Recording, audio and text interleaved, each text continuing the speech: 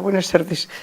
Vamos a iniciar la quinta sesión del seminario, que tiene una peculiaridad, y es que la segunda parte la hemos grabado aproximadamente hace un mes, porque Julia Vick está celebrando hoy y mañana sus fiestas de matrimonio, muy dentro del tema de parentesco y parentalidad. La grabación que recibiréis y que podéis ver en México sí que mantiene no el orden de grabación aquí, sino el orden lógico. En la primera parte de la sesión de hoy intervendrá Jordi Grau para hablar de la circulación de niños como fenómeno cuasi universal, y en la segunda parte recuperaremos la intervención ya grabada de Julia Vick, que estudia el fenómeno, pero como un caso concreto que tiene que ver con el intercambio o la circulación de niños, dando lugar a familias transnacionales, es su propuesta, entre China y Cataluña. Celebro mucho que hoy sea Jordi el que habla y no esté grabando, porque así podréis disfrutar de él 1 hora y pico. Creo que nada más. A los de México les diría que hasta pronto, pero todavía hay una grabación antes de mi viaje de agosto. Bueno, pues buenas tardes a todos y a todas, y también saludos a nuestros colegas del seminario de la UNAM. Como decía Aurora, he cruzado la cámara, no el espejo, pero la cámara. Casi es una experiencia nueva, sentarse y sentirse a este lado. Bien, de lo que me gustaría hablar hoy es de la circulación de niños y de niñas, que efectivamente entiendo que es un fenómeno cuasi universal, y solamente una aclaración preliminar: cuando me refiero a circulación, y cuando hablo de circulación en esta sesión, me referiré estrictamente a la transferencia o a la movilidad de los niños y de las niñas, y no haré alusión a las abducciones o al tráfico de niños o a otras prácticas ilegales que en ocasiones se entienden como posible forma de circulación. En antropología es innecesaria muchas veces la aclaración. Sabemos lo que es la circulación del don, sabemos lo que es la circulación de las mujeres en Lévi-Strauss, pero otros colegas de otras disciplinas normalmente quedan un poco sorprendidos cuando hablas de la circulación, porque lo primero que se piensa es en este flujo, en este tráfico ilegal, que no es el caso. ¿Cómo afrontaré la sesión de hoy? Porque iré derivando desde el concepto más general de adopción y de adoptar hasta esta propuesta más inclusiva de lo que es la circulación de menores, como forma transculturalmente seguramente más adecuada de referirse a los emplazamientos formales e informales de niños y de niñas en unidades sociales o en familias, si se quiere, distintas a las de origen. Pero antes tendré que ubicar mi propuesta dentro de la definición de parentesco, del dominio analítico de parentesco que hacemos en el GTP. Me gustaría también a continuación explicar un poco, dar cuenta del tipo de procedimiento comparativo que he utilizado para esta comparación transcultural, y entonces finalmente acabar dibujando someramente, no hay mucho más tiempo para ello, la circulación de estos niños en clave cuasi universal, porque como veremos la podemos encontrar en prácticamente todas las latitudes y en todas las longitudes del planeta. Bien, la sesión que inauguró este seminario de Aurora González en el 28 de febrero sentó ya las bases de la crítica de Needham, de Sperber, de Snyder, y estas críticas, junto con lo que entiendo que es una genuina vocación de adecuación transcultural en los procedimientos comparativos y en el manejo de los conceptos teóricos que estructuran la investigación, hacen que desde el GTP entendamos y definamos el dominio de la antropología del parentesco como constituido por los fenómenos socioculturales, en tanto y solo mientras los vemos desde la perspectiva de la reproducción del grupo por procreación y crianza de los niños, entendida como la reposición de los seres humanos que lo integran a través de la conceptualización y regulación de la generación, la adscripción de los niños, su cuidado, la atribución de responsabilidad última de su socialización y enculturación hasta su madurez social, y las relaciones que a partir de estos procesos se pueden desarrollar a lo largo de la vida.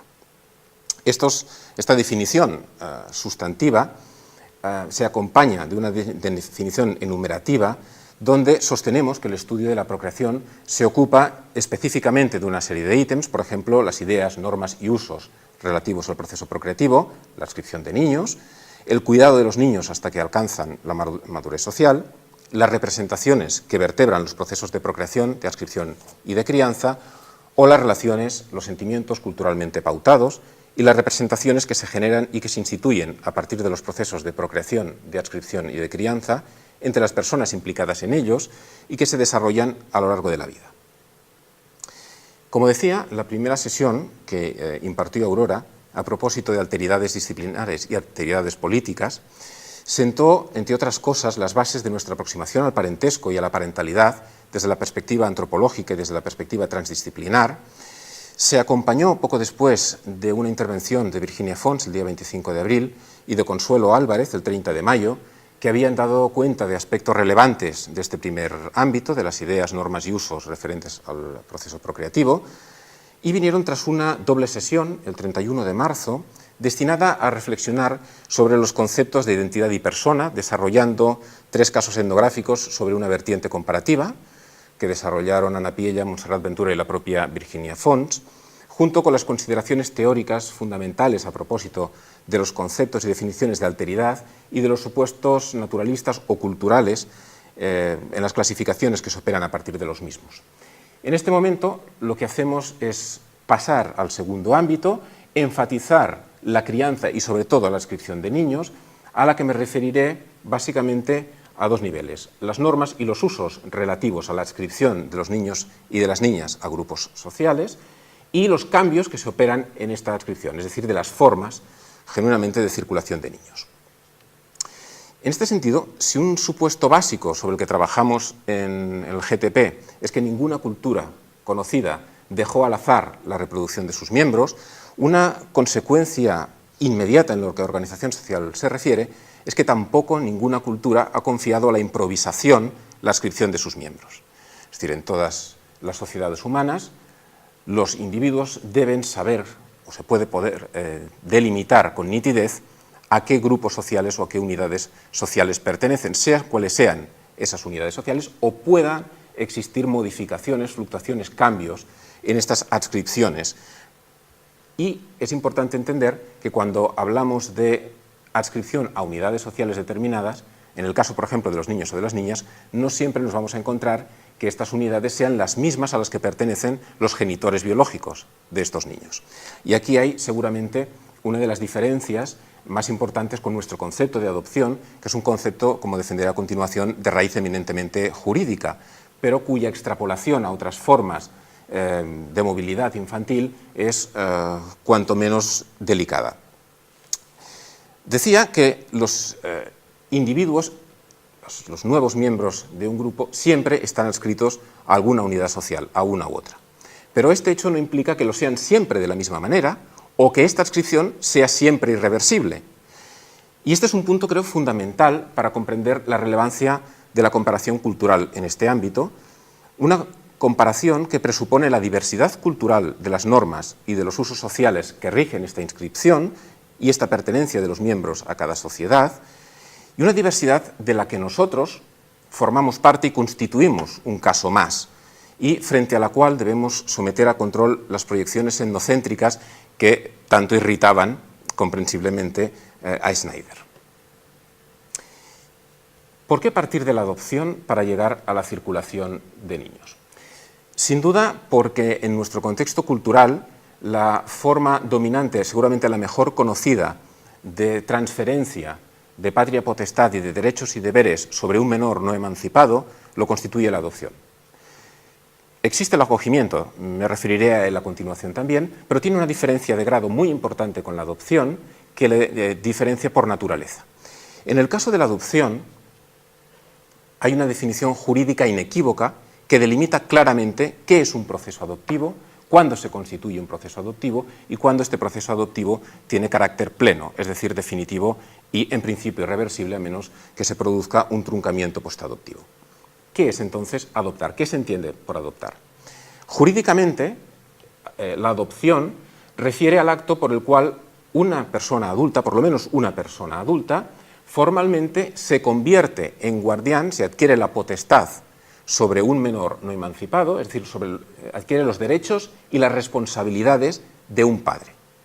Y también se establece jurídicamente que este menor no emancipado, que pasa a ser adoptado, adquirirá plenamente el carácter de hijo o de hija a todos los efectos, también el de herencia si procede, y extingue cualquier relación previa que le vinculase con la familia biológica de origen, especialmente en lo que refiere a la guardia o a la patria potestad. He recogido también dos definiciones, una de raíz jurídica, y está citada así en la Enciclopedia Jurídica, y otra más divulgativa de la Real Academia Española de la Lengua, porque contienen dos elementos que me parecen fundamentales para establecer la diferencia entre lo que sería la adopción tal y como la comprendemos nosotros y las formas diversas de circulación tal y como aparecen en la etnografía y tal y como aparecen diseminados por la mayor parte de sociedades del mundo. Dice la Enciclopedia Jurídica, cito textualmente: al margen de la legislación de un país determinado, la experiencia jurídica enseña que por adopción suele entenderse aquel acto o negocio de derecho privado por virtud del cual entre adoptante o adoptantes y adoptado surgen vínculos jurídicos idénticos o al menos análogos a los que resultan de la procreación entre padres e hijos. En este caso hay un fundamento de replicación de la reproducción biológica para fundamentar la filiación jurídica. La Real Academia Española de la Lengua, y también cito literalmente, dice que adoptar es recibir como hijo, con los requisitos y solemnidades que establecen las leyes, al que no lo es naturalmente.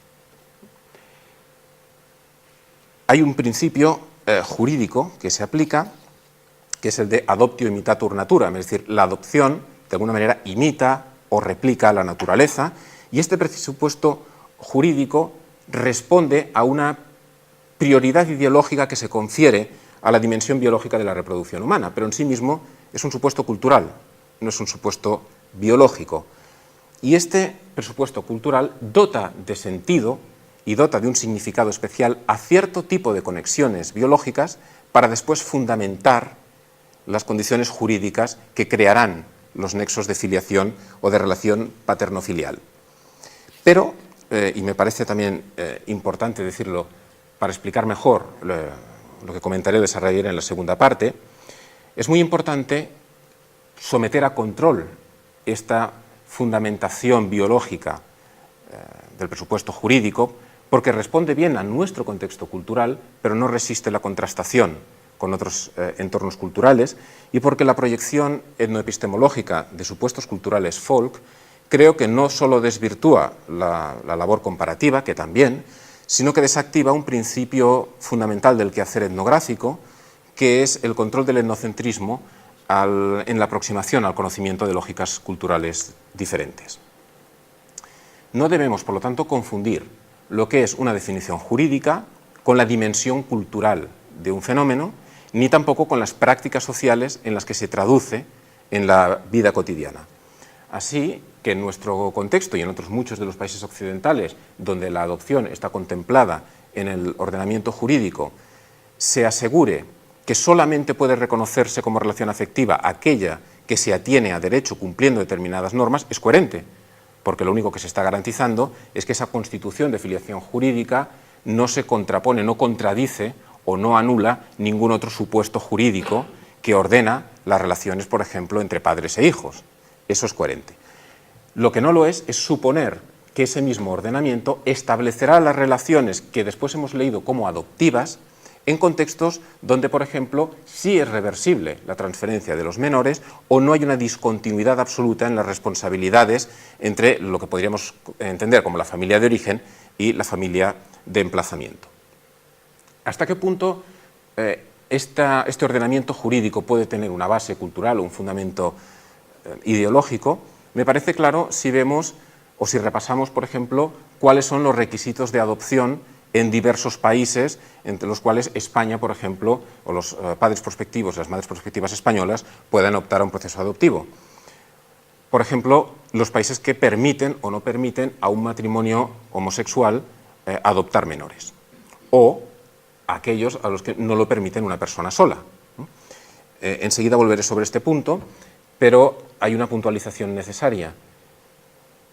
Que un matrimonio homosexual pueda o no pueda adoptar en aquellos países donde se reconoce la posibilidad de que parejas del mismo sexo se casen y adopten, no quiere decir naturalmente que toda la población esté de acuerdo con que se constituyan este tipo de matrimonios o que puedan adoptar.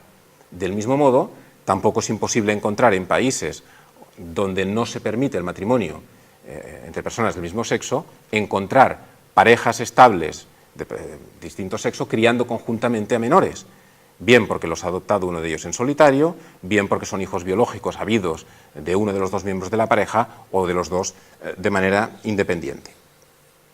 Sin embargo, este principio de fundamentación biológica se ha cuestionado a veces desde el derecho, por ejemplo lo hizo Martínez de Aguirre en 2001, con un argumento que entroncaba precisamente con el caso de la posible autorización al matrimonio homosexual y al derecho de adopción por parte de parejas homosexuales. El argumento que utiliza me parece doblemente interesante. Cito textualmente: subrayar desde el punto de vista biológico que las uniones homosexuales son uniones estériles, incapaces estructuralmente, todas ellas, no algunas, de reproducirse como consecuencia directa y exclusiva del ejercicio de la sexualidad. Se rompe, de entrada, la concepción de la adopción como imagen de la naturaleza, porque dos homosexuales no pueden tener descendencia biológica. Todavía hay una segunda cuestión, especialmente relevante. Me refiero a la inidoneidad de las uniones homosexuales para proporcionar al niño adoptado un ambiente de humanización y de socialización adecuado. Es decir, este argumento, que por un lado parece que rompía con este presupuesto de que la adopción imita o replica la naturaleza, y según Martínez de Aguirre lo hace porque se dirige hacia figuras que estructuralmente no pueden procrear entre ellos, pues se podría objetar, tampoco puede hacerlo un matrimonio con esterilidad o una mujer posmenopáusica, pero estos serían casos concretos dentro de una tipología general. Se desmonta fácilmente desde la etnografía porque restringir la práctica procreativa a la mecánica de la sexualidad, esta a una forma determinada de pareja y aún esta a la combinación exclusiva y estable entre dos personas del mismo sexo, es en sí mismo una opción cultural, reforzada o no por el ordenamiento jurídico, pero no es un principio biológico. Y cuando contemplamos la diversidad cultural, encontramos muestras evidentes de que estos ambientes de socialización a los que se refiere Martínez de Aguirre son mucho más diversos que esta restricción común en nuestro entorno. ¿Qué ocurre? Que esta restricción común en nuestro entorno, que da nombre a la adopción, es la que permite utilizar el término para todos aquellos fenómenos que más o menos se parecen a los fenómenos de emplazamiento, y ahí creo es donde se produce parte del problema. Por supuesto, todo este engranaje podría ocurrir de otro modo, pero no ocurrirá de otro modo hasta que no se transforme el ordenamiento jurídico, porque nos estamos limitando a él. Por razones similares, se puede autorizar o no la adopción por parte de una persona sola, sea soltera, sea divorciada o sea viuda. Recientemente, seguramente lo habréis leído, es noticia el acuerdo entre España y Rusia para formalizar un convenio bilateral de adopción que desbloqueaba centenares de procesos adoptivos en espera, porque Rusia no aceptaba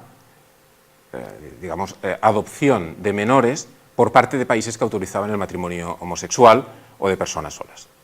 Pues, este convenio regula, da transparencia a esta opción cultural que después se traduce en una norma. Pero, por ejemplo, Rusia no permite personas solas, pero el caso es que otros países, como por ejemplo China, permite la adopción de personas solas, queda recogido como familias monoparentales, siempre que sean mujeres y siempre que sea a través de pasaje verde, es decir, adopción de niños o de niñas con necesidades especiales. Otros países, como por ejemplo Filipinas, se declara que las personas solas podrán adoptar siempre y cuando acepten un menor de entre 7 y 15 años de edad. En el caso de segundos matrimonios deben llevar por lo menos 5 años casados y se aceptará un máximo de 2 divorcios entre aquellas parejas que lo hayan estado. Otros países como Brasil permiten adoptar tanto a personas solas como a parejas de distinto sexo o a personas del mismo sexo. Es decir, las opciones, incluso dentro de este panorama regulado, son diversas. Hasta es posible emplazar a un menor sin transferir absolutamente las responsabilidades de cuidado y la patria potestad, es lo que conocemos como acogimiento. Y dentro del acogimiento encontramos posibilidades de acogimiento temporal, de acogimiento permanente o fórmulas intermedias que puede llevar, por ejemplo, en el caso catalán, desde fin de semana o vacaciones hasta 2 años, tiempo superior, etc. Pero hay un matiz muy interesante que recoge, por ejemplo, la Generalitat de Cataluña, el gobierno autónomo catalán, para todas aquellas parejas que se ofrezcan a ser familias de acogida, y dice textualmente: la separación física entre el menor y su familia no implica que los vínculos afectivos se rompan, matiz que en ningún caso se recoge en el caso de procesos adoptivos, lo que lo convierte en fenómenos completamente distintos. ¿Qué me interesaba? Me interesaba ver en el principio de esta investigación si aquello a lo que hemos denominado adopción, que he caracterizado de una manera muy somera aquí, ocurría o no de la misma manera en distintas culturas del mundo, sobre todo porque me extrañó mucho a principios de los 90, mediados de los 90, una publicación de Judith Model donde decía que los estudios en antropología y sociología orientados a la adopción tenían un carácter muy residual, cuando paralelamente se estaba diciendo que la adopción era uno de los ámbitos donde más se estaba desafiando el ordenamiento del parentesco, donde más se ponía en cuestión la derivación biológica del parentesco. Entonces, parecía una contradicción, y es verdad que desde mediados de los 90 ha llovido mucho, incluso académicamente ha llovido mucho, pero es que en 2001 y después posteriormente en 2006, una antropóloga noruega, Signe Howell, seguía diciendo que la atención que había dispensado la antropología a la adopción era muy desigual y además había sido muy reciente. Claro, hay publicaciones desde finales de los 60, Goody y otros, que se referían a la adopción o que se referían de una u otra manera a la circulación, pero me seguía sorprendiendo esta falta de estudios en un ámbito que parecía haber un cierto consenso en que era de los ámbitos más rompedores respecto al parentesco. Se hacían más cosas, parece ser, desde psicología, se hacían más cosas desde pediatría, desde otras disciplinas, aproximaciones sectoriales al fenómeno de la adopción, pero como por ejemplo Peter Parks también señalaba, tampoco sobre foster age había estudios como es la antropología, y había básicamente fue no de publicaciones donde se alude de manera más o menos extensa a un tipo u otro de adopción, muchas veces he de decirlo entre comillas, o a otras formas de cuidado de los menores que podríamos llamar de adopción pero, o de una adopción que sin embargo no acaba de, o directamente utilizando otro tipo de fórmulas que evitan hablar de adopción para explicar este emplazamiento que, como también señalaré a continuación, tampoco nos es culturalmente muy lejano, por otro lado. En cuanto a cómo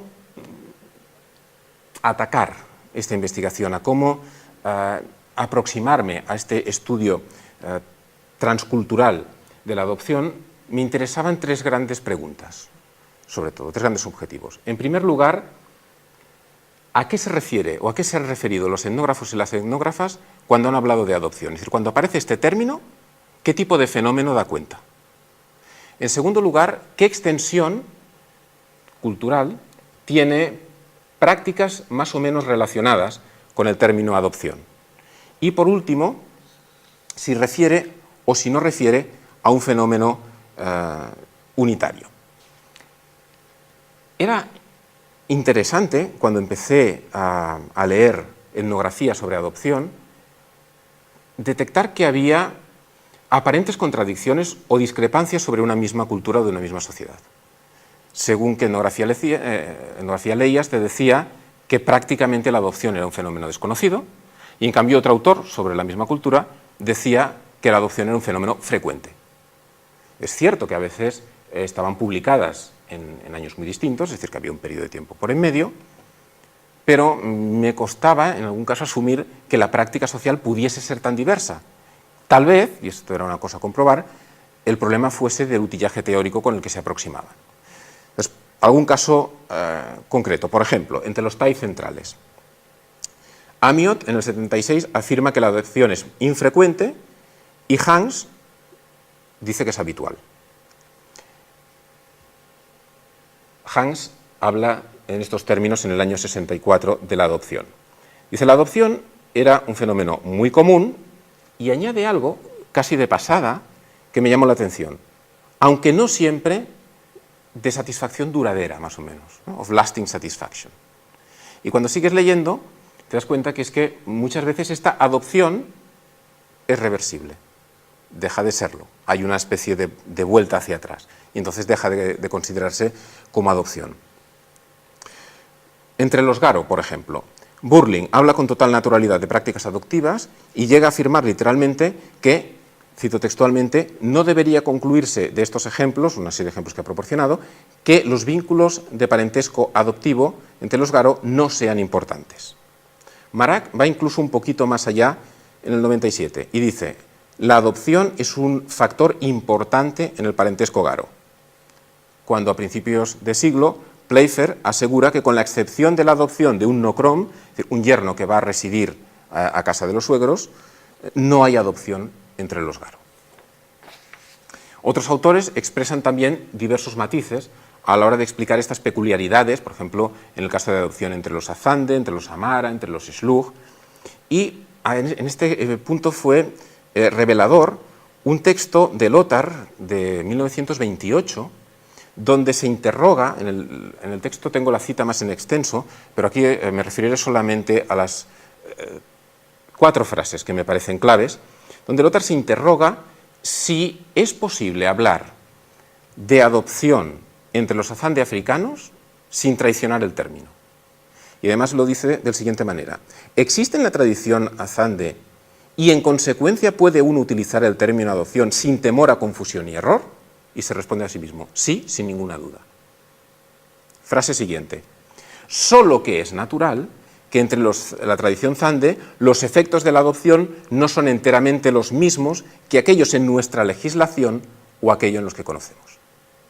Y este matiz, que es de 1928, quiere decir que tiene su tiempo, se irá repitiendo una y otra vez en la etnografía de maneras diversas, hasta el punto que la diferencia entre lo que puede ser la legislación y la práctica social llega en ocasiones extremas, a una colisión entre emplazamientos que atienden a la práctica local y las legislaciones nacionales e internacionales de adopción internacional, que asumen abandonos y, por lo tanto, estatuto de adoptabilidad a menores que han sido, por ejemplo, emplazados temporalmente en instituciones en periodos de precariedad o en periodos de carestía, porque no se puede la madre, el padre de la familia hacer cargo de ellos. Por ejemplo, caso bien conocido, estudiado por Claudia Fonseca en Brasil, o no tan conocido, pero igualmente relevante, de Robbie Machumuda en la República de las Islas Marshall en el año 2002. Esta búsqueda de fuentes etnográficas se hacía cada vez más importante, pero había que resolver, o debía resolver, una serie de problemas, porque lo que no tiene sentido en una investigación de estas características es irte a la biblioteca, empezar a coger etnografía y a ver si aparece el término. Más bien la búsqueda debe ser la contraria, partir de donde aparece el término y a partir de ahí poder desarrollar la investigación. ¿Qué tipo de consideraciones me planteé en el momento de iniciar la comparación? Básicamente 6, que son las que me referiré rápidamente aquí. La primera es cómo localizar estas referencias, dónde están las referencias pertinentes y cómo tener acceso a estas fuentes, qué tipo de acceso podía tener. La fiabilidad y la calidad del repertorio, es decir, de aquellos datos que iba a manejar en la investigación, la homogeneidad de aquello que estaba comparando, porque si la hipótesis de la que partía, una de ellas era que el concepto adopción puede no ser adecuado cuando se exporta a lógicas culturales distintas y a prácticas culturales diferentes, porque puede inducir a error por propio sesgo de la práctica cultural de la que sale, podía estar manejando prácticas muy distintas, con un mismo término. ¿Cómo resolver eso? ¿Cómo proceder a la comparación? No solamente una yuxtaposición de casos, es una comparación transcultural entre los casos etnográficos que iban apareciendo. Y, por último, delimitar el ámbito de validez de las conclusiones que se pudieran extraer. El primer problema, ¿cómo acceder a las fuentes? Bueno, afortunadamente existe un archivo, los Human Relation Area Files, son unos archivos que de manera sistemática, desde finales de los años 40, están procesando sistemáticamente nueva etnografía y codificándola de acuerdo a un índice de materiales culturales al que ahora me referiré, que simplifica la búsqueda de aquellas palabras clave que a ti te interesan dentro de la etnografía, de manera que pude combinar dos tipos de búsqueda, una, podríamos decir, más convencional, sobre repositorios de fuentes académicas, revistas, libros, bibliotecas, y otra, una búsqueda directa por términos en los Human Relation Area Files que, como veremos después, devuelve una cantidad determinada de información sobre la cual puedes leer directamente sobre la fuente original aquella información que a ti te interesa encontrar. Estos archivos inicialmente fueron patrocinados por un consorcio de 5 universidades, Harvard, Oklahoma, Pensilvania, Washington y la propia Yale, casi nada, y en estos momentos, entre otras cosas, la necesidad de hacerlos viables y accesibles al conjunto de la comunidad académica, ha llevado a un listado de instituciones entre patrocinadoras y asociadas de 515 en lo que refiere a los archivos etnográficos y a 137 más en un fondo documental arqueológico específico también de los Electronic Human Relation Area Files. No sé si se podrá apreciar en la pantalla, es un pantallazo, es una fotografía del índice de materiales culturales que se elaboró para poder codificar, de alguna manera en palabras clave, información etnográfica de interés para después simplificar el proceso de búsqueda por parte de los investigadores y de las investigadoras. Hay actualmente un manual que se puede pedir directamente a Yale, a los ECRAF, y que tiene unas 200 páginas. Y después está la versión online, que es mucho más cómoda de manejar. La lógica de indexación es la misma. Aparecen, si se puede ver, entradas principales, combinaciones de dígitos con subentradas anidadas. Y en estas subentradas anidadas lo que encontramos serían subtemas, por así decirlo, precisiones sobre este tema, que forman parte de la misma familia, que contienen una especificidad en el descriptor respecto a lo que se busca y que además, y esto es un lujo, te indica, eso está mucho más desarrollado en la versión electrónica, qué referencias cruzadas puedes consultar, de manera que te dice, si te interesa cuestiones sobre matrimonio, mira también todas estas fuentes. De manera que se puede hacer una búsqueda por un término relativamente amplio, tan amplio como parentesco, por ejemplo, o sobre un término más restrictivo, tan relativamente restrictivo, por ejemplo, como termination of marriage, como la disolución del matrimonio. Bueno, por razones de tiempo no me extenderé en el uso o en la forma de codificar este índice de materiales culturales, pero sí me gustaría mostraros brevemente cómo se procede a codificar las fuentes. Actualmente, insisto, este proceso en el archivo online es muchísimo más ágil, es mucho más fácil, te lo puedes imprimir, te lo puedes descargar, pero originalmente había dos principales formas de codificación. La primera es esta línea que, no sé si se apreciará desde la cámara, pero donde se recoge una serie de datos, como puede ser, por ejemplo, el número de la fuente, el apellido del autor, la formación del autor, si era etnógrafo o no lo era, el periodo de trabajo de campo, la fecha de publicación, etc. Y esta Outline of World Culture, este código alfanumérico, que responde a un índice de culturas del mundo. Es decir, tenemos el índice de materiales culturales, temas, y el índice de culturas del mundo, sociedades o culturas que están indexadas. ¿Por qué es especialmente interesante utilizar este código alfanumérico de los Electronic Human Relation Area Files? Si lo que buscamos es etnónimo, en este caso somali, por ejemplo, y nos encontramos con que un mismo grupo tiene etnónimos distintos y está clasificado en función de los etnónimos, puede ser que perdamos parte de la información porque ha sido clasificada o etiquetada bajo un rótulo o una etiqueta diferente. Este es el caso, por ejemplo, de San, Bushman, Gui. Utilizar un único código para todos los etnónimos que pertenecen al mismo grupo garantiza que busques lo que busques y bajo el etnónimo que busques vas a ir a parar a la totalidad de la fuente de este grupo. Si os fijáis, a la derecha hay una serie de números anotados, unos códigos, que son las entradas y subentradas de los OCMs, del índice de temas, donde puedes encontrar solamente 1, 2, 3, pero por párrafo. Quiere decir que esta tarea, esta mecánica del codificado es extraordinariamente ardua porque quiere decir codificar cada párrafo de cada página de cada nueva fuente etnográfica que se va procesando y en algunos casos, como podéis ver en la página que tenéis a vuestra izquierda, los párrafos son relativamente temáticos, encontráis un único código o dos por párrafo, pero en el que tenéis a la derecha encontráis hasta 5 códigos diferentes para el mismo párrafo. Quiere decir que esa información, como es lógico, puede corresponder a formas y a términos diversos.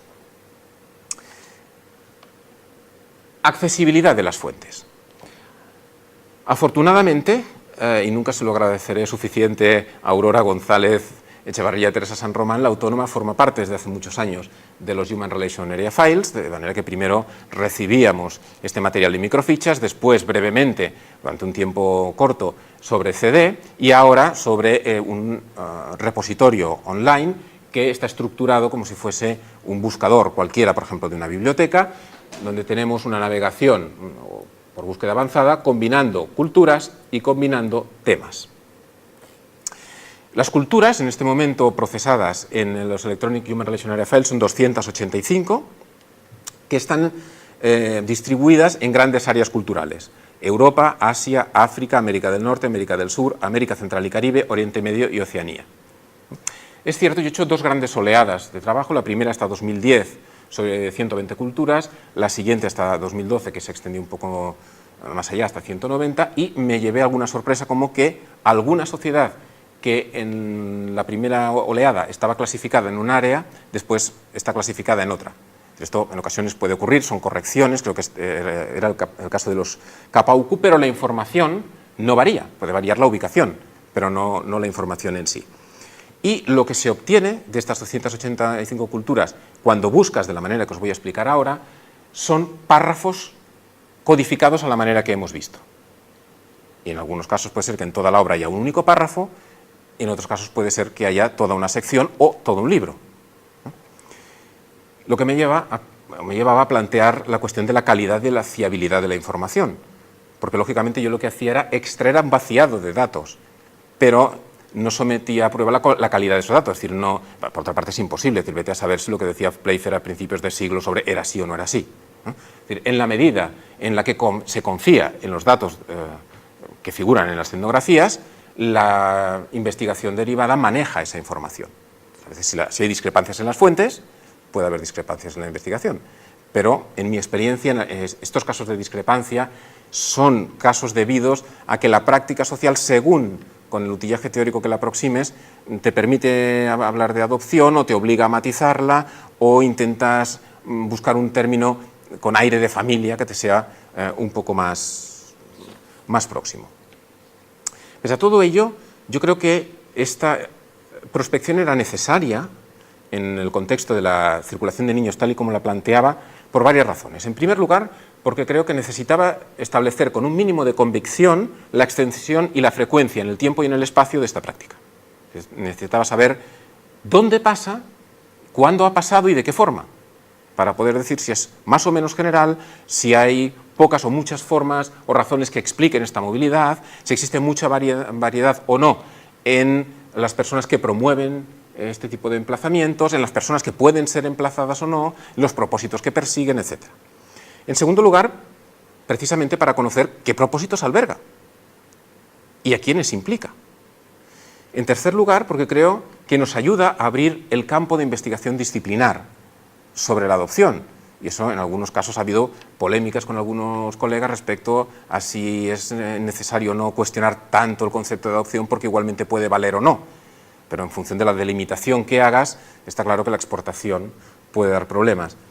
Y por último, ¿por qué no?, también para recuperar nuestros propios clásicos y no empezar a analizar la adopción en el momento que hay un boom de la adopción en los últimos 15 años, sino ver qué ha ido ocurriendo desde que los etnógrafos y las etnógrafas han ido diciendo que, como por ejemplo Raymond Firth en la Asticopia en el 36, allí hay un adhering child, un niño adherido, y que esa adherencia tiene un uso social entre los individuos muy importante.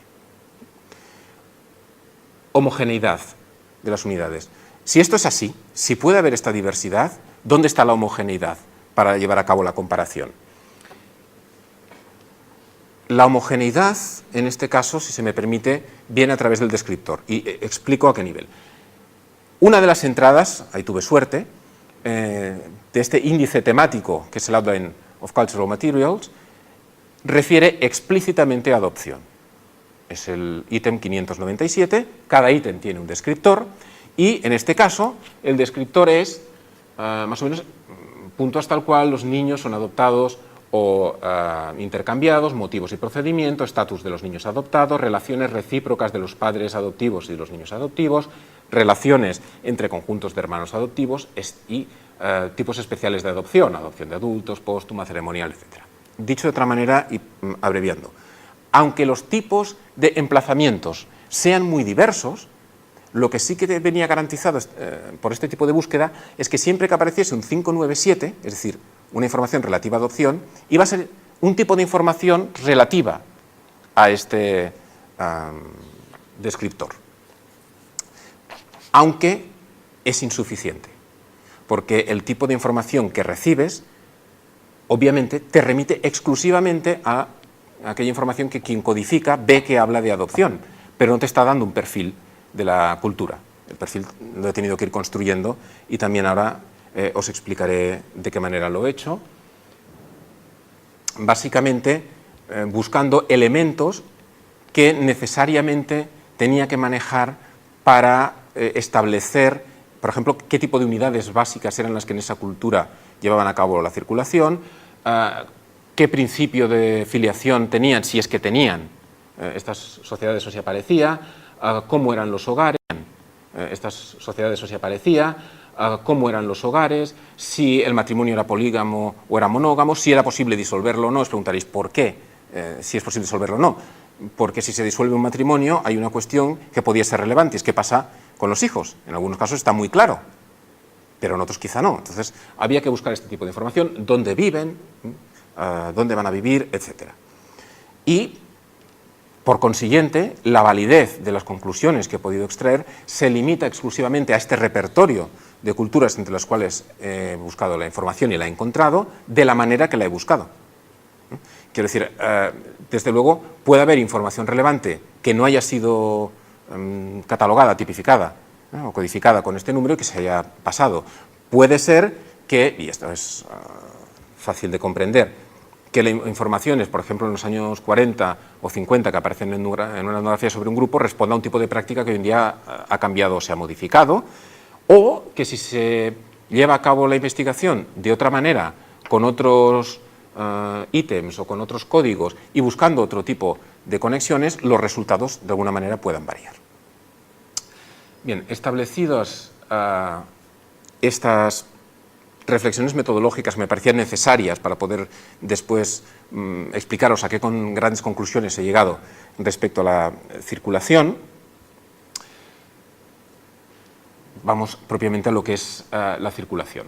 Una vez obtenida este vaciado de datos sobre, en total, 190 culturas de las 285 para las cuales había algún tipo de entrada que refería a adopción, lo que tenía que intentar ver y llevar a la comparación era con qué frecuencia ocurría, quién la promovía, quiénes entraban en ellos, qué carácter tenía y qué implicaba en cada sociedad.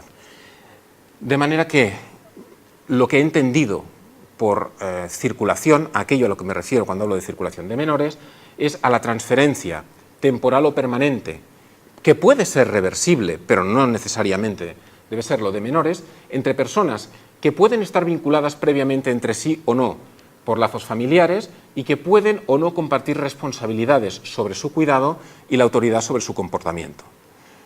¿Cabe aquí la adopción? Yo creo que sí, porque tal y como entendemos nosotros jurídicamente la adopción, sería una transferencia permanente, no reversible, de menores entre personas que no están vinculadas previamente entre sí por lazos familiares y que no comparten responsabilidades sobre el cuidado de la autoridad de su comportamiento con la familia de origen, por ejemplo. Cierto es que muchas veces esta forma de circulación es catalogada de alguna manera de informal, puede comportar la movilidad residencial del menor, pero no necesariamente una movilidad permanente, es decir, puede irse moviendo entre distintas casas. La varianza, la diversidad cultural es bastante notable, pero creo que sí se pueden establecer unas grandes líneas comunes a todas ellas. ¿Qué resultado dio esta búsqueda? 597, adopción sobre 285 culturas. Se obtuve en aquel momento 4.045 párrafos en casi 700 documentos diferentes para 190 culturas. Os he querido poner las culturas distribuidas por regiones en una tabla porque, al igual que ocurrirá después con un mapa, las cifras pueden inducir a error, a varios, pero por lo menos a uno. Si miramos la tabla así, a vuela pluma, podemos pensar que en África o en Asia la circulación de menores o la adopción, en los términos en los que aparece en el descriptor de los Human Relationary Files, es mucho más frecuente, por ejemplo, que en Europa o que en América Central o Caribe. No es esto. Lo que indica la tabla, este número de sociedades, es que en África y en Asia hay más sociedades procesadas para las cuales aparece este codificador, este 597. Lo veremos más claro en el mapa que os pondré a continuación. Una vez obtenía esta información sobre 190 sociedades, ¿cómo debía proceder a la comparación? Conocer, entendía, era necesario, aspectos generales para cada sociedad, es decir, yo le llamaba una ficha técnica de cada sociedad sobre las estrategias de subsistencia, y aquí afortunadamente desde hace unos años los propios Human Relationary Files la tienen precodificada, es decir, cuando accedes a una sociedad, los SLUG, los AMARA, los AZANDE, ya te dice si son pastores, si son agricultores, si son cazadores, recolectores. ¿Cuál era la regla de filiación? Si eran sociedades unilineales, sociedades cognaticias, si tenían doble filiación, qué tipo de unidad doméstica y familia tenían, qué tipo de matrimonio y si era posible o no romperlo, disolverlo, cuáles eran las pautas de residencia posnupcial y qué sistema terminológico utilizaban. Porque en ocasiones te encontrabas en la etnografía que decía, se trata como a un hijo, pero no se le llama hijo porque el término no se aplica o porque... Y después, específicamente referida a la adopción o a la circulación de menores, me interesaba saber para cada una de estas sociedades con qué frecuencia ocurría, por qué motivos se argumentaban para que se llevase a cabo, cómo era socialmente considerada, qué personas estaban autorizadas para llevarlo a cabo, si podía ser cualquier persona o solamente algunas personas eran las que la podían hacer, quiénes la promovían, porque no siempre quien la promueve es la misma que la puede hacer, es decir, en ocasiones puede ser que quien transfiera sea, en términos folk, un padre o una madre, pero quien la promueve son otras personas. ¿Quiénes son susceptibles de ser transferidos? Solamente niños, solamente niñas, niños y niñas, niños del propio grupo, solo niños o niñas de fuera del grupo, dentro del propio clan, de fuera del clan. ¿Quiénes? Y si hay o no elementos rituales envueltos en esta transferencia. El mapa resultante, de nuevo no sé si lo podréis ver bien a través de la cámara, ofrece... Es un mapa que está en elaboración porque tengo que resolver algunas cuestiones técnicas. Ahora os digo una de ellas. Si veis, la primera impresión es que hay una mancha roja prácticamente general. Es decir, lo que he ido haciendo ha sido intentar localizar en el mapa dónde estaban aquellas sociedades para las que había información respecto a prácticas de adopción o de circulación de menores y ponerles un círculo rojo. Vale. Esta mecánica, que me pareció una gran idea, después se ha demostrado problemática hasta que no corrija ciertas cosas de los circulitos, porque, por ejemplo, si os fijáis, en Estados Unidos y Canadá hay una dispersión de círculos. ¿Por qué? Porque en algunos casos sí que te encuentras con grupos concretos, ¿no? Te puedes encontrar con los Hopi, te puedes encontrar con los Navajo, pero en otras ocasiones es afroamericanos, o es africanos americanos. Entonces, ¿cómo estableces un emplazamiento de un colectivo que está a lo largo de todo un país? Entonces opté por ir poniendo diversos puntos. Claro, lo que parece es que allí tenga menos peso la circulación que en otros países donde es mucho más fácil delimitar. Por eso pongo esta nota de que el tamaño no implica mayor o menor presencia del fenómeno. Y os comentaba algunos de los sesgos o errores a los que pueden inducir esta distribución de sociedades por la tabla. La podemos ver, me lo comentó Ana Piella recientemente sobre este mismo mapa, que parece, por ejemplo, que en Australia no haya circulación, cuando están todas las Stolen Generations y hay todo un tipo de literatura. Claro, ¿qué ocurre? Que en los Human Relationary Files solo hay dos sociedades indexadas dentro de Australia, Aranda y Tiwi.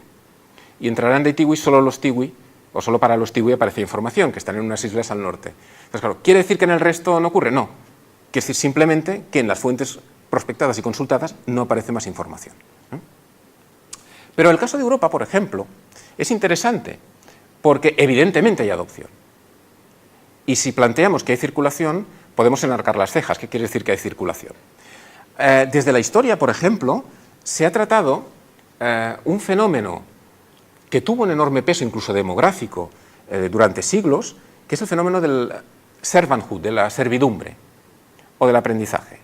Y, por ejemplo, autores como Bourdieu dicen: un 5% de los jóvenes ingleses de entre 10 y 14 años en los siglos XVII y XVIII, un 10% de los noruegos a comienzos del siglo XIX, un 20% de los islandeses en el primer tercio del siglo XVIII y más del 30% de los daneses a finales del siglo XVIII servían como domésticos en hogares distintos a los propios. Y concluye que en algún momento de su juventud, más o menos un 10% de la población europea estaba permanentemente en este estado de servidumbre. Claro, podemos pensar que servidumbre y adopción o circulación de menores serían conceptos, en principio, inconexos. Pero Solzhenitsyn nos recuerda algo relevante, y es que pese a que durante los 10 años que podía durar, por ejemplo, un periodo de servidumbre, y pese a que durante este periodo los menores se podían mover entre distintas casas, dice textualmente: los sirvientes eran sin duda tratados como miembros jóvenes de la familia en los hogares de las sociedades agrícolas. Y Agnal, en 1982, dice: los sirvientes vivían como miembros plenamente integrados en el hogar. En particular, participaban en las comidas y me interesa enfatizar esto, eran considerados como miembros en el hogar de su maestro. Y añade, entre paréntesis, o, entre comillas, familia en el lenguaje de la época. Es decir, que puede no sernos un fenómeno históricamente tan extraño. Esta circulación que sostienen Agnal, Ollons, Sarti, Arié y otros, que era frecuente y que no extrañaba a nadie bajo la forma de la servidumbre o del aprendizaje, tampoco en el panorama etnográfico en muchas sociedades despierta excesiva extrañeza o causa un quebranto social. Por ejemplo, Bailey, para los Navajo, dice que no hay ninguna extrañeza especial sobre la adopción, simplemente, dice, tomas a un niño y lo crías como si tú fueses su padre o su madre. Y era un fenómeno relativamente reciente. Lo que sí hay es una asunción de responsabilidades respecto a esta incorporación del menor, aunque estas responsabilidades no anulen las que pueda tener en algunos casos su familia biológica o su familia de origen. Pueden compartirse o no pueden compartirse, o puede ocurrir como en el caso de los Ondohue que nos mencionaba Virginia Fons en el debate posterior a su intervención, que sea la totalidad del grupo la que se considere responsable de ciertos aspectos de la crianza de los menores, no personas en concreto, lo que nos obligaría a reconsiderar algunas nociones culturales sobre desamparo o sobre abandono, por otro lado. Este desplazamiento, a lo largo de la etnografía, ves que puede ser un acto voluntario o, como ocurre entre los Toraya orientales del sudeste asiático, resultado de la presión social. Conviene tener descendencia, si esa descendencia no es biológica, incorporas a un menor.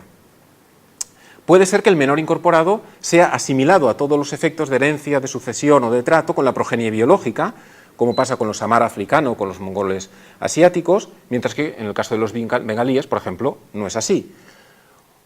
La distribución, hemos visto, es muy diferente. Encontramos sociedades islámicas, sociedades cristianas, sociedades con filiación unilineal, sociedades con filiación cognaticia, grupos pastores, prácticamente en todas las latitudes encontramos fenómenos adoptivos. Incluso te puedes encontrar, por ejemplo, sociedades patrilineales exógamas como los Dogon africanos, donde Bourdieu señala que en ocasiones el criterio para incorporar a un niño es casi la senioridad entre hermanos. Y dice, puede ocurrir que si un hermano pequeño o de menor edad tiene hijos antes que los tenga un hermano mayor, el hermano mayor pueda tomar uno de estos hijos y criarlo como propio. Esto en lo que se refiere a una sociedad patrilineal exógama, pero es que hay sociedades matrilineales, como los chucoceánicos, donde, dice Fisher, casi cualquier mujer que no haya tenido un hijo suyo, un hijo propio, el lenguaje es de 1950, dice, ha experimentado las obligaciones y las recompensas de la maternidad sobre una base temporal o permanente. En el caso de los isleños de Santa Cruz, Davenport dice que de 1/4 a 1/3 de todos los niños son adoptados, esta vez lo utiliza sin comillas, y viven en hogares distintos a los de sus padres biológicos. Robinson, para los trobriandeses, dice casi la mitad de todos los niños pequeños son, él sí utiliza comillas, adoptados, es decir, transferidos de una manera más o menos permanente de un hogar a otro. ¿Qué factores podrían explicar esta movilidad tan extensa culturalmente, pero a la vez tan diversa? ¿O por qué? ¿Cuál sería una explicación general, una hipótesis general que pudiese dar cuenta de toda esta variedad cultural en las formas de emplazamiento? Yo creo que Ivan Brady, en 1976, la situó muy bien. Es cierto que él se refería a contextos insulares, pero lo que apunta es lo siguiente. La adopción es una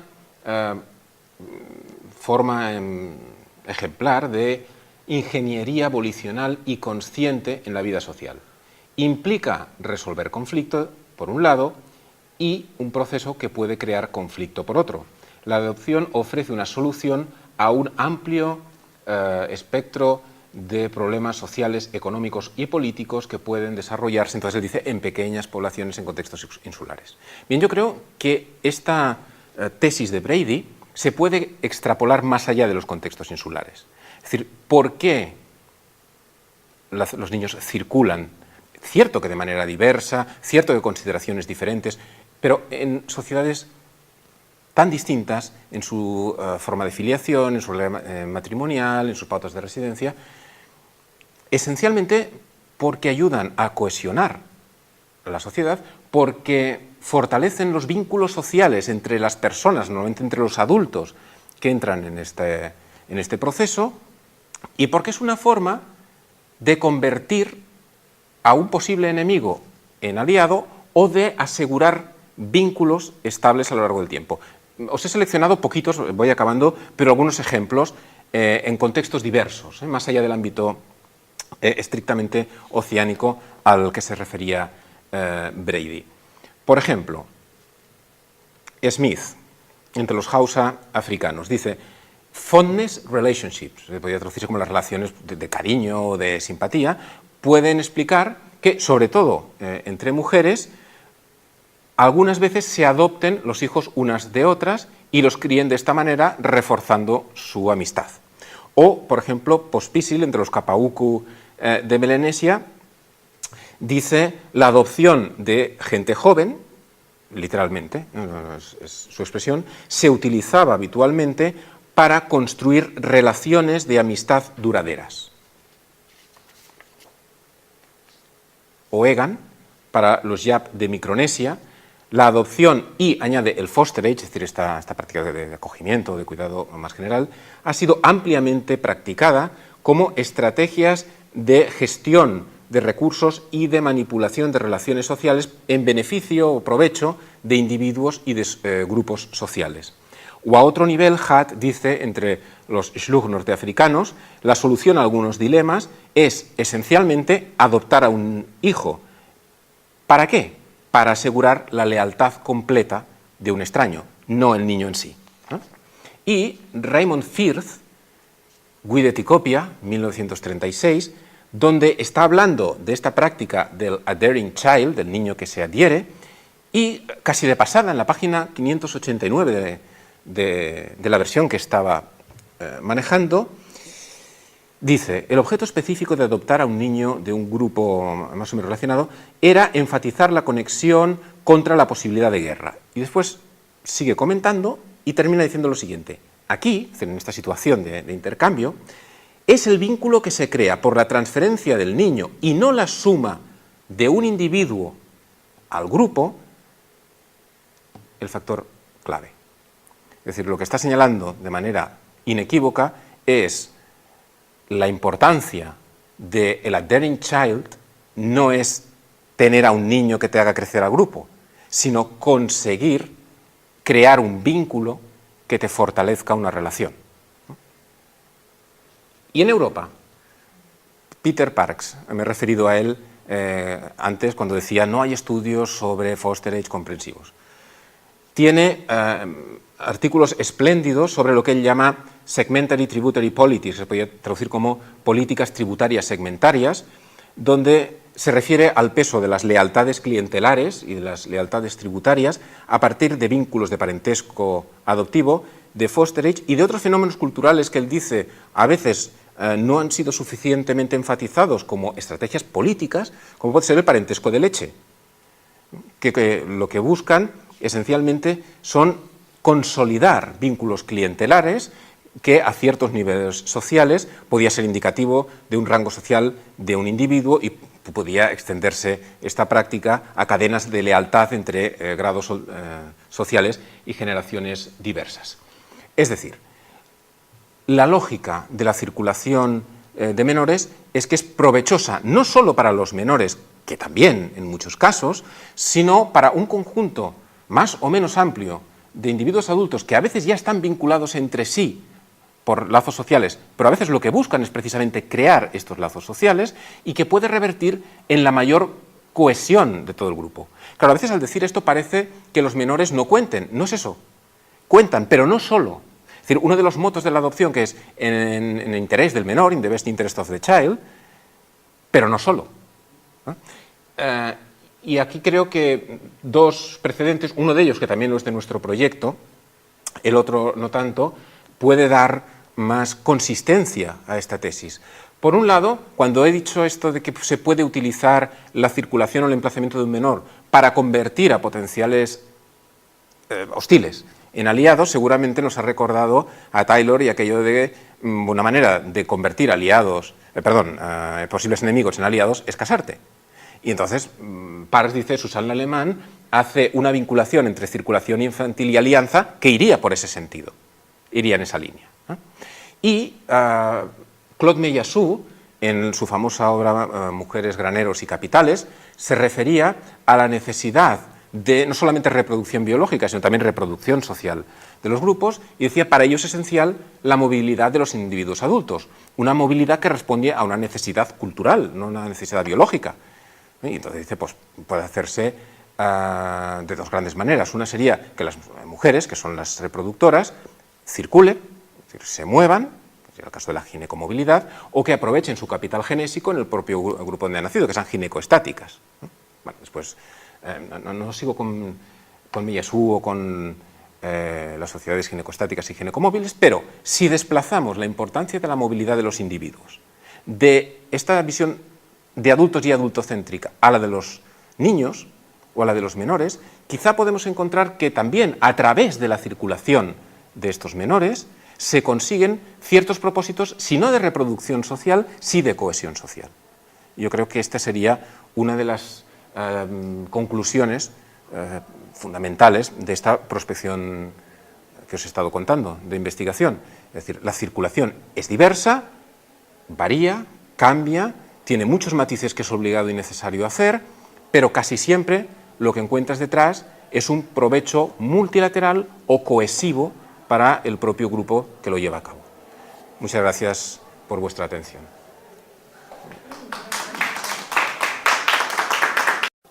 Pues nada, Jordi, que muchas gracias, que ha sido muy interesante. Y entonces, como hay poco tiempo, me ha parecido entender en la segunda parte de tu intervención, o al menos interpretar, que la permanencia en la adopción sería una característica bastante distintiva. Y por otra parte, al inicio has dicho, o al menos me ha parecido entender, que la adopción, digamos, no, sería como irreversible. Entonces, yo tengo, bueno, algunas informaciones referidas aquí a Cataluña, en que en situaciones muy difíciles y complicadas sí que se puede revertir. Lo que no sé, si me ha ocurrido oyéndote, que a lo mejor solo es durante un primer tiempo, no lo sé. Entonces sí podía relacionar un tema y otro.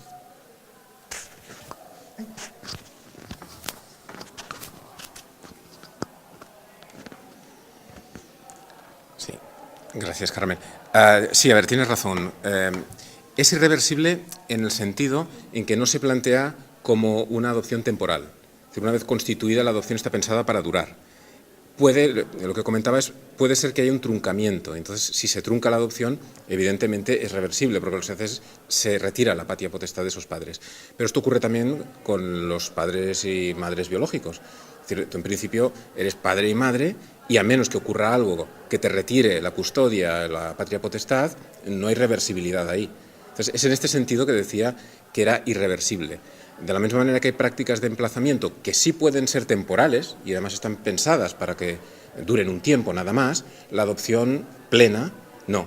Está pensada para que sea, es decir, adquieres un hijo o una hija y por lo tanto es permanente. Evidentemente tienes toda la razón, si en algún momento sucede algo que exija suspender esa patria potestad o retirar la custodia, ahí se discontinúa, ¿no? Se produce un truncamiento. Es en ese sentido que me refería a la reversibilidad o irreversibilidad.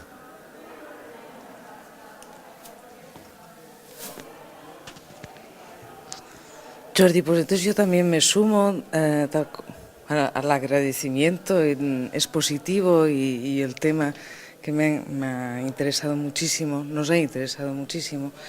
Yo quería hacer algún comentario, pregunta sobre la función, cuando te referías a la función que cumple todo el tema de la circulación, hacías referencia a la función de la cohesión, que cohesiona al grupo. Pero claro, vista la variedad de situaciones, no diría que cumpliera una única función. Y quizás no es que cumpla la función de cohesión o de reforzar un vínculo, sino simplemente porque es hijo del grupo y está inserto dentro de la estructura familiar, entonces cumpliría lo que nosotros hemos dicho de la reposición de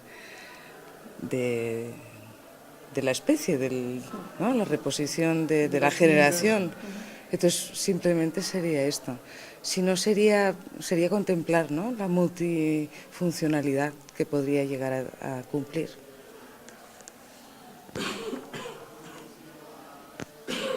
Gracias, Virginia. A ver, efectivamente, ojalá hubiese tenido una hora más, pobres, no ha sido así, pero hay muchas funciones, tiene muchos propósitos. Por ejemplo, atraer yernos o atraer futuras nueras. A veces, fuerza de trabajo. A veces puede ser beneficios transaccionales. En otras ocasiones puede ser asegurar a alguien que te va a cuidar cuando eres mayor. A veces se te ha muerto un hijo y lo estás reemplazando. En otras ocasiones necesitas ganar fuerza en el grupo. Entonces, hay muchas funciones. Cuando yo decía, por sintetizar y por buscar es una cohesión y un provecho multilateral, intentaba encajarlo todo allí. ¿Es una reposición? Sí, pero cuando hay una transferencia, cuando hay una movilidad, lo que es interesante es ver qué comporta esa movilidad más allá del estricto individuo que se mueve o que hace sumar o no hace sumar fuerza al grupo. Entonces, casi siempre lo que te encuentras es que casi siempre, excepto algunos casos donde lo que se busca es fuerza de trabajo, por ejemplo, ¿no? Que este nuevo menor, este niño o esta niña que tú incorporas, lo que sirve es para estrechar lazos sociales, generar obligaciones y derechos, crear aliados. Además, en otros casos de orfandad, por ejemplo, puede ser directamente beneficiar al menor. Es decir, efectivamente tienes razón, las prácticas sociales son muy generales, hay reposición por ascripción, eso está también claro, pero yo quería subrayar un aspecto que en ocasiones quizás se pierde un poco de vista en la circulación, y es que también puede ser un componente estratégico. No es que lo tenga que ser siempre necesariamente en todos los casos, pero puede jugar ese papel, y el beneficio trasciende muchas veces al menor. No es que lo deje al margen, pero lo trasciende. Entonces, con más tiempo os hubiese explicado, pues, por ejemplo, incluso activar redes transnacionales. Y entonces hay autores que están trabajando en cómo menores de Angola son llevados a Portugal y entonces les crían allí otros parientes que ya tienen y esto genera unas, digamos, redes de crianza transnacionales muy potentes. O el parentesco de leche en muchas sociedades. Es decir, la variedad, como señalaba antes, es muy amplia y en el intento de buscar algún rasgo que pudiese explicar de una manera general, pero no necesariamente en cada caso ocurre de la misma manera, qué propósito tiene, era esta cohesión social o esta estrategia o este provecho multilateral. Que multilateral tampoco quiere decir que sea a todo el mundo dentro del grupo, pero normalmente es más de una persona o dos dentro del grupo. No sé si te he respondido, ¿sí?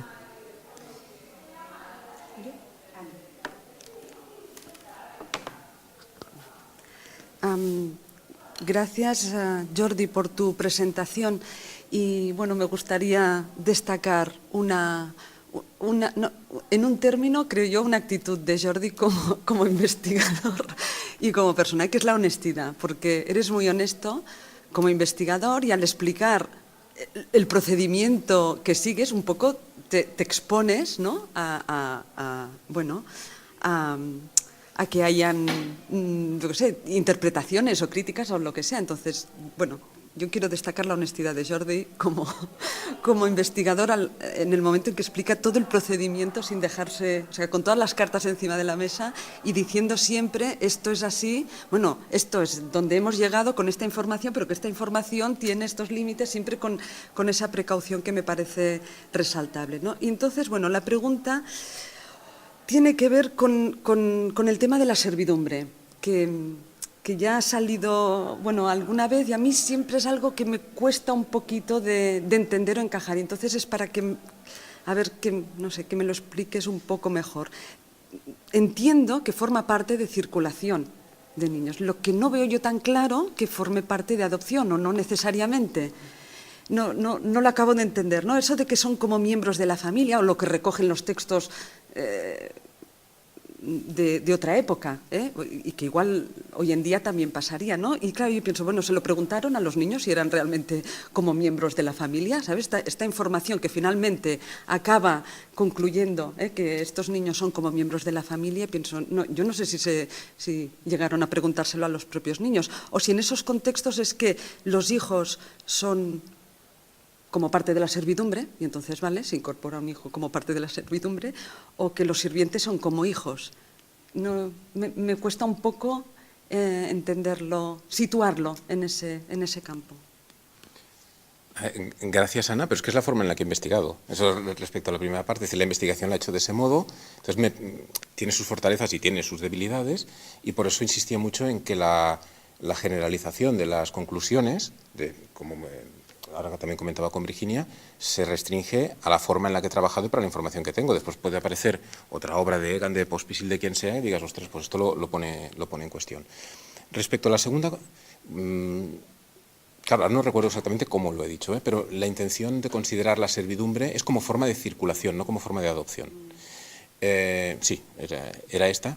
Hay otras formas de circulación, también en sentido amplio, que no son mucho más cercanas. Es decir, dentro de mi propia familia, por ejemplo, después de la Guerra Civil, había madres que tenían hijos e hijas con apellidos distintos. Y yo creo que eso solo nos ha extrañado a los nietos, porque a los propios afectados y afectadas, es decir, hablaban con toda naturalidad, es mi madre, es mi hermano, es mi...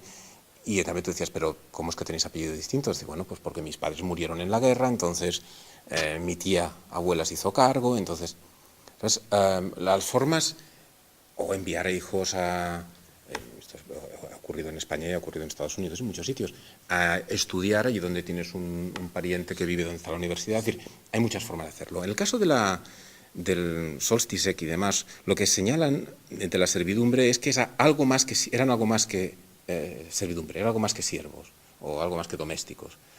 Que en el lenguaje de la época, dice Agnal, sean considerados, entre comillas, como familia, quería decir eso, que eran parte de la familia. Otra cosa es que fuesen asimilables plenamente al estatuto de un hijo o de una hija.